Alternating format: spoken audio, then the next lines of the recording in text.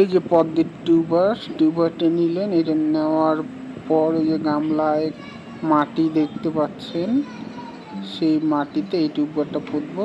তার জন্য করব কি, যে এরকম করে গর্ত করে নেব, হাত দিয়ে আস্তে আস্তে এরকম গর্ত করে নেবেন। এই ধরে নিন টিউবারটা যাতে মাটির তলে থাকে ওরকম। তারপর টিউবারটাকে আস্তে করে বসিয়ে দিতে হবে এরকম করে।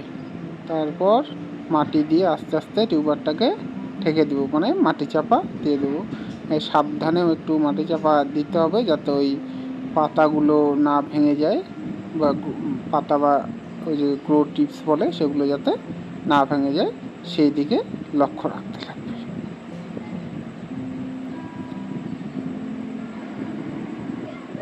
এবার টিউবারটি আমাকে মাটি দিয়ে ঢাকা কমপ্লিট হয়ে গেল। এবার আমি জল দেব, গামলা ভর্তি করে জল দেব। জল দেওয়ার সময় ডিরেক্ট জলটা মাটিতে দেব না, দিলে কি হবে, মাটিটা জল পরে গর্ত হয়ে যাবে। গর্ত হয়ে গেলে সেটা খারাপ হয়ে যাবে, একদিকে উঁচু নিচু হয়ে যাবে, টিউবারটিও মাটি থেকে উপরে উঠে যেতে পারে।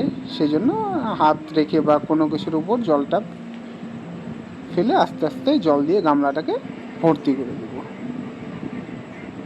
তো এভাবে পদ্মের টিউবার প্রতিস্থাপন করতে হয়।